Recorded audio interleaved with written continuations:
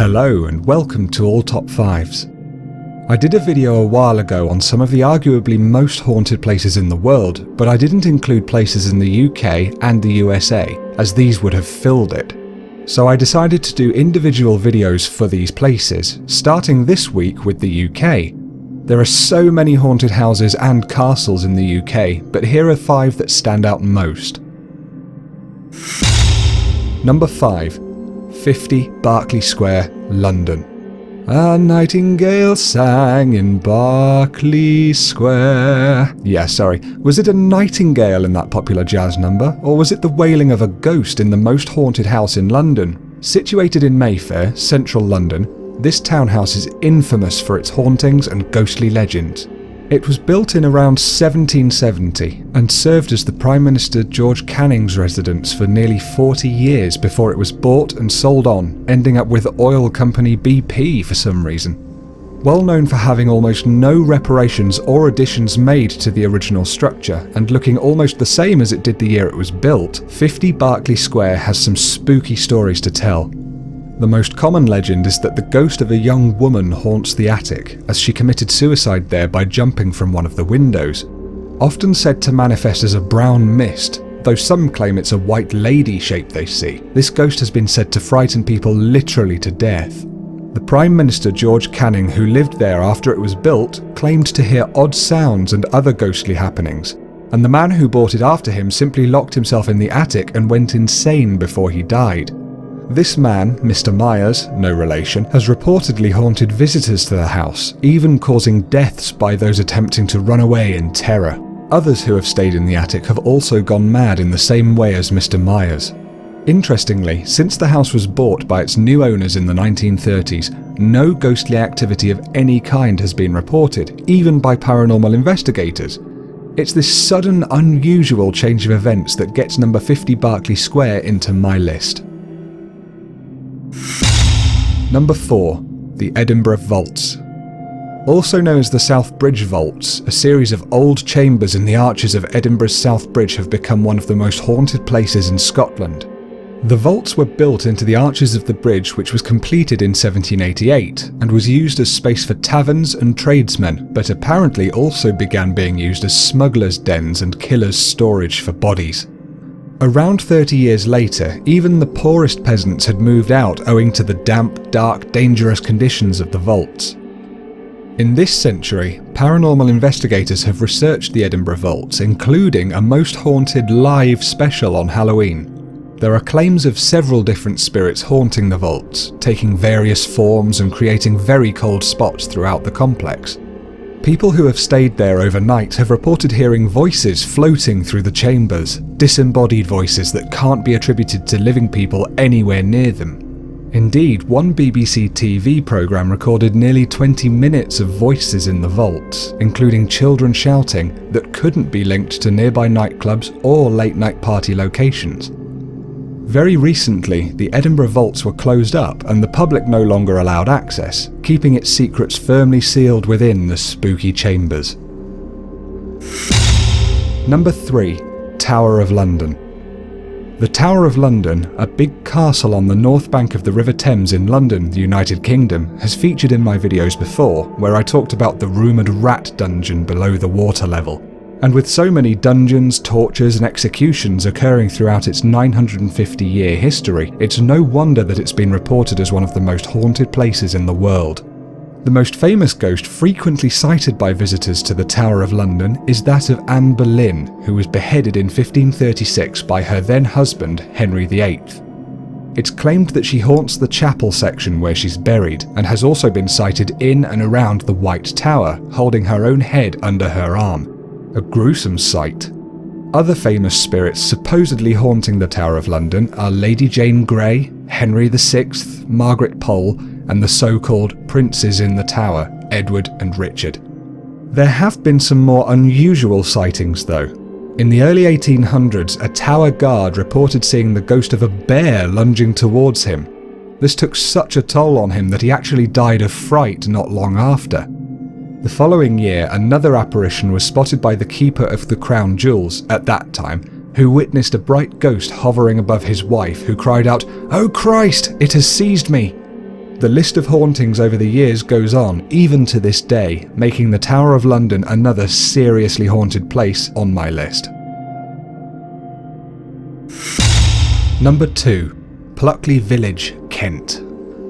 Pittsley, located in the picturesque plains of Kent, England, is widely agreed to be the most haunted village in the whole country, even according to the Guinness Book of Records in 1989. It's home to St. Peter's Hall, an occasional concert location, Elvey Farm, a historically important example of Tudor-age stables and farmhouses, and Surrenden Manor, the location that the earliest extant manuscript text of a William Shakespeare play was discovered. But Pittsley has far more than its fair share of local legends and paranormal residents, no fewer than 12 in fact. A highwayman, Robert Dubois from the 18th century, is said to reenact his violent death regularly, in which he was claimed to have been killed by the sword as he hid in a hollow tree stump, in an area aptly known as the Screaming Wood. The misty form of a woman is often seen on Pinnock Bridge, and is known locally as the Gypsy or the Watercress Woman. She is supposed to have either drowned in the stream beneath the bridge as she collected watercress to sell, or to have accidentally set herself alight and burned to death while both smoking her pipe and drinking gin. At the Elvey Farm that I mentioned, a farmer from the 1700s is said to haunt the site with his final words before he had shot himself, with reports of "I will do it" being whispered and heard by many. There are claims that the silhouette of a man, the Miller, haunts the old windmill's ruins that burned down in the 1930s. Another man, known as the Screaming Man, is heard screaming as he reenacts his death, where he suffocated under a collapsed wall of clay in the pit at Pittsley Brickworks. There are 3 women, known as the Red Lady, the White Lady, and the Lady of Rose Court, all of whom haunt areas in the village. The Red Lady has been seen haunting St. Nicholas's churchyard with her small white dog. The White Lady haunts inside the church itself, and the Lady of Rose Court, who poisoned herself in anguish over her situation with multiple lovers, has been seen too. The ghosts of a hanged school head teacher, a hanged colonel, a poltergeist at the local inn, and a phantom horse-drawn carriage have all also been reported, with the coach and horses still heard and seen recently. What an astounding list of restless spirits that definitely get Pittsley Village into my top 5, at number 2 no less. Number 1. Berkeley Rectory, Essex. I've seen this one in ghost books and programmes since I was a young child, and now the name Berkeley Rectory gives me the creeps whenever I read or see it. Built in 1862 and lived in by the priest of Berkeley Parish and his family, the Berkeley Rectory was reputed to be one of the most haunted houses in England, if not the world. Unfortunately, the rectory almost burned down in 1939 and it was finally demolished in 1944, but not before a plethora of hauntings were reported in books, newspapers and television programmes. The first ghostly occurrences started up right after the Berkeley Rectory was built back in 1863. People spoke of unexplainable footsteps and other noises for years until 1900, when the 4 girls who lived in the rectory, daughters of the priest, saw a ghostly nun early at night. They approached her, but she vanished completely without trace. These sightings happened regularly, people claiming to see all sorts of spirits in and around the rectory over the following 40 years or so before it was brought down. Indeed, there were even reports of a phantom coach being driven by a pair of headless horsemen, classic ghostly stuff. A later occupant of the house in the late 1920s found a skull in a paper bag while cleaning one of her cupboards, amidst daily incidents of disconnected servant bells ringing by themselves, footsteps around the mansion, and unexplained lights in the windows. They also claimed to see a ghostly horse and carriage at night. The newspapers got hold of the stories, and Berkeley Rectory's growing fame attracted a paranormal researcher, Harry Price, to the location. He witnessed plenty of activity, including unexplained stones being thrown, and after allegedly faking some spirit messages on a mirror, he declared the house free of ghosts. As soon as he left, however, they began again. After a long time left unoccupied, the rectory saw habitation again in 1930 when the Foyster family moved in. Immediately, they began to witness paranormal activity such as bells ringing, stones being thrown, writing on the walls, windows being smashed and doors being locked, all without explanation. The Reverend's wife, Marianne Foyster, even experienced direct poltergeist activity when she was thrown from her bed, and their daughter was attacked by what they described as something horrible. Despite the Reverend trying to exorcise the spirits from the rectory himself, the incidents continued, and even self-proclaimed psychics who read the newspaper stories visited and couldn't do anything about the phenomena. They did, however, think that most of the paranormal events were being caused by negativity from Marianne Foyster, whether she was doing it consciously or not. Actually, Marianne later admitted that she exaggerated some claims of the paranormal activity to cover up an affair that she was having with a lodger living with them at the time. Still though, this doesn't discount all of the activity and the other activity witnessed over the many years. And although some investigations were held after the Foysters moved out, not all of the incidents could be explained so easily, and some not at all. A truly haunted house that easily hits the top of my list, no question. I wonder what lies in store for the house built on that site now.